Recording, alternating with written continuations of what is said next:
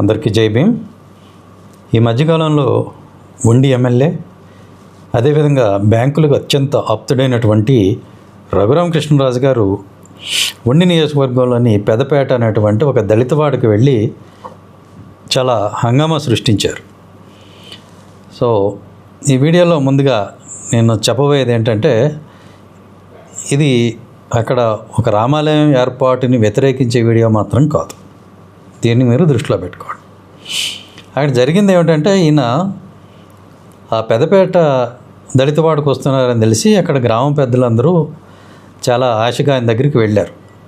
ఎందుకనంటే అక్కడ అనేక సమస్యలు ఉన్నాయి. ముఖ్యంగా బీసీ హాస్టల్ మూతపడిపోయింది. దానివల్ల బీసీ విద్యార్థులు చదువుకు దూరం అవుతున్నారు. బీసీ విద్యార్థులు అంటే వాళ్ళందరూ కూడా హిందువులే, వాళ్ళేమీ క్రైస్తవులు కాదు, మరొకటి కాదు. అలాగే డ్రైనేజ్ పాడైపోయి ఉంది. ఓపెన్ డ్రైనేజ్ సిస్టమ్ ఉంది, మీరు వీడియోలో చూడొచ్చు. చాలా మురికిగా ఉండి దుర్గంధం వెదజల్లుతూ అక్కడ ఆ ఓపెన్ డ్రైనేజ్ వల్ల వచ్చే వాసనే కాకుండా క్రిమికీటకాలు కూడా ఉన్నాయి. అట్లాంటి సమస్య ఉంది. అలానే తాగునీరు సమస్య ఉంది. కుళాయిలు అయితే ఉన్నాయి కానీ అందులో నుంచి వచ్చే నీరు తాగడానికి పనికిరాదు. అలానే చెత్త కుండీలు లేవు. చెత్త అంతా ఓపెన్ ప్లేస్ వేసి ఉంచడం వల్ల అక్కడి నుంచి కూడా వాసన రావటం, అక్కడ ఈ యానిమల్స్, ఈ పందులు కానీ కుక్కలు కానీ అక్కడ తిరగటం, ఇవన్నీ జరుగుతున్నాయి. సో ఇలాంటి ఈ సమస్యల నుంచి ఆయన పరిష్కారం చూపించడానికి వస్తున్నారేమో, ఈ సమస్యలు తెలిసి ఆయన వస్తున్నారేమో అని చెప్పి అక్కడికి వెళ్తే ఆయన ఏమంటారంటే, అక్కడ ఉన్న ఒక హిందూ దేవాలయమే, అది కూడా గంగానమ్మ టెంపుల్. అంటే దళితులకి గంగానమ్మ దేవత.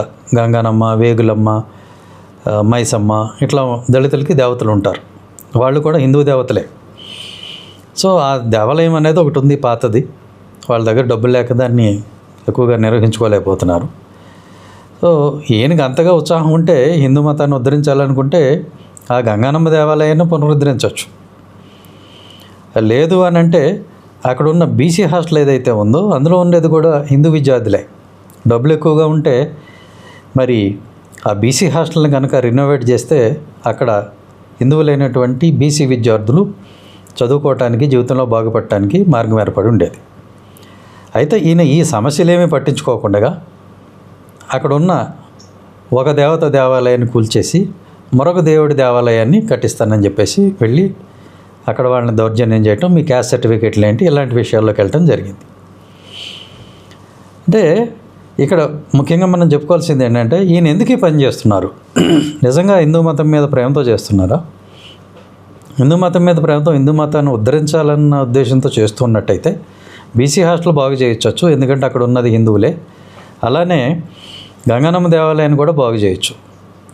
ప్రజల సమస్యలు తీర్చాలనుకుంటే ఇప్పుడు నేను చెప్పిన సమస్యలు ఎన్నో ఉన్నాయి, వాటిని తీర్చవచ్చు. ఇవన్నీ కాకుండా అక్కడ ఆయన ఒక రప్చర్ క్రియేట్ చేయడానికి, ఒక వివాదం క్రియేట్ చేయడానికి వెళ్ళారు. ఆ వివాదాన్ని ఎందుకు క్రియేట్ చేస్తున్నారంటే దానికి కారణం ఉంది. ఈయన మీద 2 సిబిఐ కేసులు, బ్యాంకు దొంగతనానికి సంబంధించి బ్యాంకుల నుంచి లోన్ తీసుకుని ఎగ్గొట్టినటువంటి 2 కేసులు ప్రస్తుతం విచారణలో ఉన్నాయి. రేపమాపో అరెస్ట్ అవుతారు. ఆ విషయం నుంచి దృష్టి మరల్చడానికి ఈయన హిందూ బంధు అనేటువంటి ఒక ముసుగేసుకోవాలని చూస్తున్నారు. దాంతో అందరూ కూడా ఈయన ఏదో హిందువులకి గొప్ప ఫేవర్ చేయడానికి వచ్చిన వ్యక్తి అని అనుకుంటారు.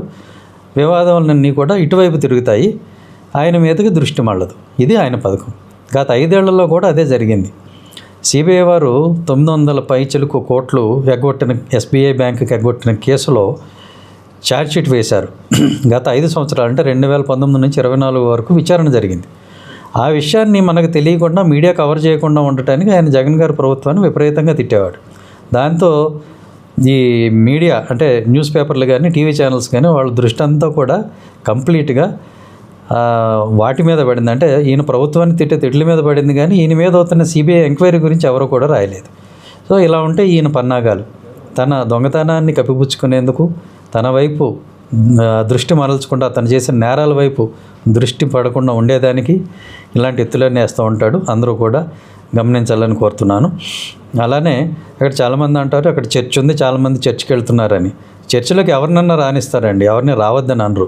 కానీ వచ్చిన వాళ్ళందరినీ క్రైస్తవులని అనటం కరెక్ట్ కాదు. వాళ్ళు కూడా క్రైస్తవులనే అనుకోరు, చర్చి వాళ్ళు కూడా. చర్చి వాళ్ళ దృష్టిలో లెక్క ఏంటంటే, క్రిస్టియన్ మతంలో వాళ్ళు బాప్తిజం తీసుకుని అంటే 3 సార్లు నీళ్ళలో ముంచడం ఇట్లాంటి వ్యవహారం ఉంటుంది.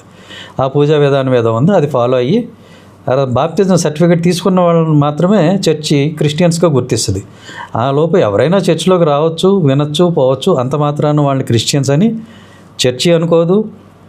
గౌరవనీయమైన మన ఆంధ్రప్రదేశ్ హైకోర్టు కూడా అనుకోలేదు.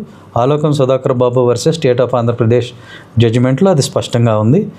కాబట్టి ఇలాంటి అనవసరమైన విషయాల మీద దృష్టి పెట్టి అక్కడ అభివృద్ధి మీద కాకుండా, అలాగే ఎమ్మెల్యే అక్కడ చేస్తున్న అక్రమాలు, వసూళ్ళు, పేకాట్లు, దందాలు, అలాగే ఆయన మీద ఉన్న సిబిఐ కేసులు, వాటిని పట్టించుకోకుండా ఉండేదానికి ఆయన వేస్తున్న ఎత్తుకాడ దయచేసి ఎవరు కూడా మోసపోకండి. జై భీమ్, జై హింద్. Thank you.